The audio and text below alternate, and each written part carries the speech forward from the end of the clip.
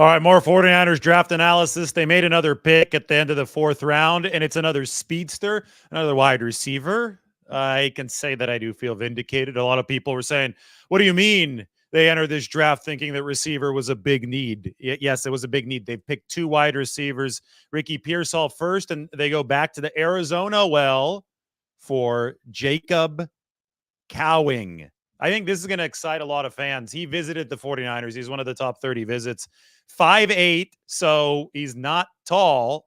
He's projects as a slot kind of receiver, but I think that the speed here, 4.38 40, is something that might allow Jacob Cowing to deliver some versatility for the 49ers. Play one of those outside receiver roles just to be a burner.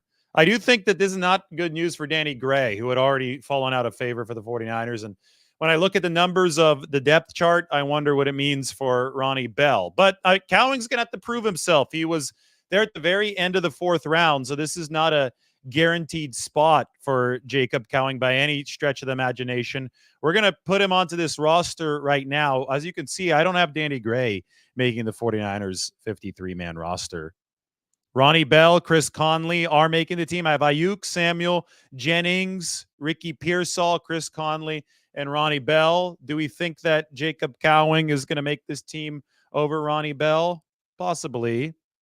I don't have Trent Taylor making the team. I think Trent Taylor would be a good candidate for the practice squad. So what do I do here? Do I give a rookie a spot, or does he have to earn it? 4.38 40. Big time production in college. Let's talk a little bit more, and then we'll add Jacob Cowing to this 90-man roster. I've got to think about it. So Dane Brugler, who's the Athletics draft analyst about Jacob Cowing, says he plays with a jetpack on his back. That's how fast this guy is. He's got to work on the crispness of his routes, but the college receiving production was really, really good from Jacob Cowing. Nearly 4,500 yards over his time with the Arizona Wildcats. I mean, two 1,000-yard seasons, close to 1,000 yards in his most recent season. Return man ability. I mean, suddenly the 49ers are awash in return men. Between Ricky Pearsall, who didn't muff a single punt at Florida after he took over that job last season, Jacob Cowing, who has that quick change of direction, and he's got the jetpack on his back, as Dane Brugler said. He can also return punts. And Trent Taylor, they signed Trent Taylor. This was the 49er strategy. They said, we want to raise the floor. We want to make sure we don't enter this draft with any holes, so we can go best player available, period, during the course of the draft. And they went with the best player available on their board at every single pick. So by raising the floor through free agency, player like Trent Taylor, bringing him back was a great example of that. The 49ers set themselves up to take a huge swing at the ceiling during the draft itself, and they're able to add both Ricky Pearsall and Jacob Cowing. This on top of Isaac Guerendo, the insanely fast running back with that 221-pound weight and 4.33 speed and a relative athletic score that reminds a lot of people of Saquon Barkley's. Remember that Isaac Guerendo entered college as a wide receiver, and then he switched to running back. So essentially with two back-to-back picks, and these came about 5 to 10 minutes apart, Guerendo and then Jacob Cowing, the 49ers picked two guys who have the ability to catch passes. Obviously, Cowing is a receiver, but Guerendo used to be one, 22 catches for Louisville last year. And we know that the 49ers are looking for adaptable skill position weapons offensively, guys who can line up in the backfield and catch passes, and guys who could line up on the outside and they could run and they could deliver yards after the catch. So they're loading up on weapons. They go best player available day after they pick Dominic Pooney, the offensive lineman, to help shore up the front. I still think the 49ers, when you look at long-term building of the offensive line, are going to have to pick up another player. But I do not fault them for picking who they think is one of the best, or the best receiver, the best player left on the board in Jacob Cowing over an offensive lineman who they wouldn't have even been sure what would improve their pass protection or even make their team. They think that Jacob Cowing can make this football team. So I'm going to, in this projection, I'm going to put Jacob Cowing on the inside of the roster picture. I Geez, Ronnie Bell still has 3 years of team control left. Chris Conley's on a 1-year deal, but Conley came up big last year. This is a big offseason and training camp coming up for Ronnie Bell to prove that, if Jacob Cowing comes in blazing, then it's going to be between Ronnie Bell and Chris Conley for the final spot on this 49ers 53-man roster. And Ronnie Bell's going to have to show that he's dependable enough to unseat somebody like Conley. So we'll keep Bell on there for right now. We'll move Tay Martin down a rung right here just so there's room for Chris Conley, who re-signed with the 49ers, to move over to maybe a practice squad projection. Might be more beneficial for the 49ers to do that with somebody on a 1-year contract instead of somebody like Ronnie Bell, who they have for 3 more years. So we moved Conley off over there, and we will put the 49ers' newest receiver, Jacob Cowing, in there behind Deebo Samuel. And maybe I should put Jacob Cowing. We're going to reverse this. Why don't we put Jacob Cowing in that Ricky Pearsall spot and put Ricky Pearsall as the direct backup to Deebo Samuel? I think that just makes more sense from a depth chart perspective.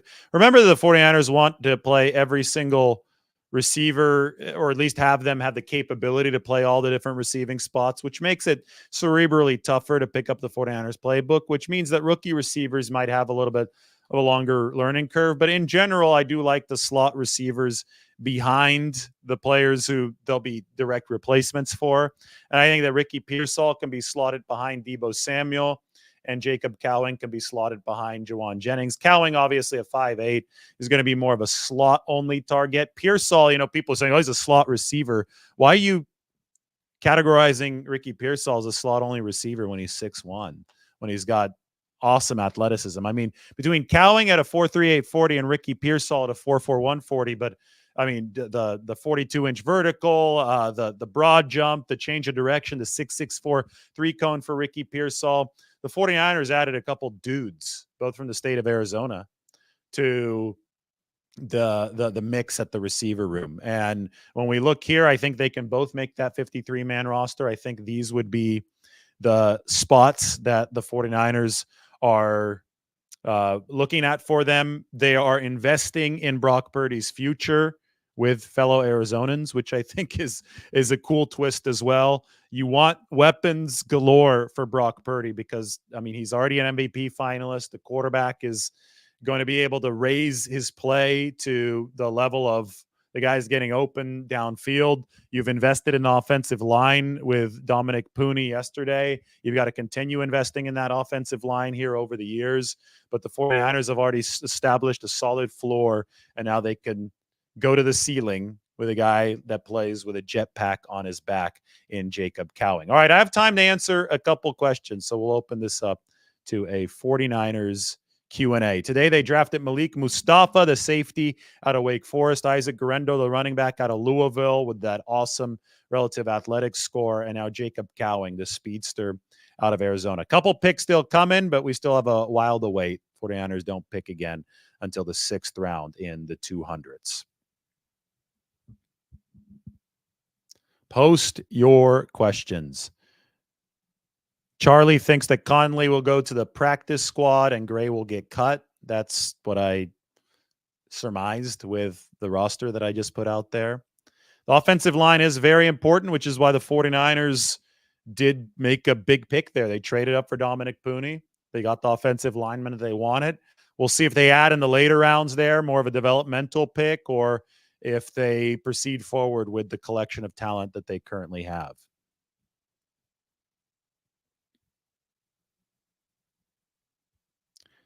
How many O-linemen currently on the roster do I expect to be with the 49ers in 2026? It's a good question. It's a good way to frame it. Well, it depends on if Trent Williams keeps on playing at a high level, doesn't want to retire. He could be around.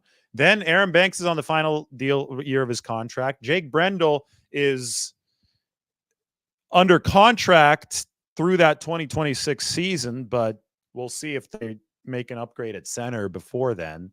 But he's under contract for it. I think Feliciano is going to retire after this year. McKivitz is under contract through 2025. I think out of this group, you might see currently Pooney obviously is on the team now. Zakel, they're looking at him as the center of the future. You might see 3 of these offensive linemen still under contract, still on the team through 2026, but it's really, really hard to say. Why would Christian McCaffrey leave after this year? He's one of the best players in the history of the game. If he continues playing at this level, he's got 2 more seasons under contract. The 49ers will not want to let him leave before his contract is up. You got people that say Mustafa's a stud. Yeah, I called him a ball of muscle before. I mean, he's a thumper. He's great coming after the run. The 49ers picked up some players with potential in this NFL draft. Invader 49er loves Pooney, thinks he was a hell of a pick. You look at this roster, there's no way that the 49ers have gotten worse. That's what I'll tell you for sure. Now, I'm not one to prematurely crown the draft picks, but they're highlighted in green here, and they are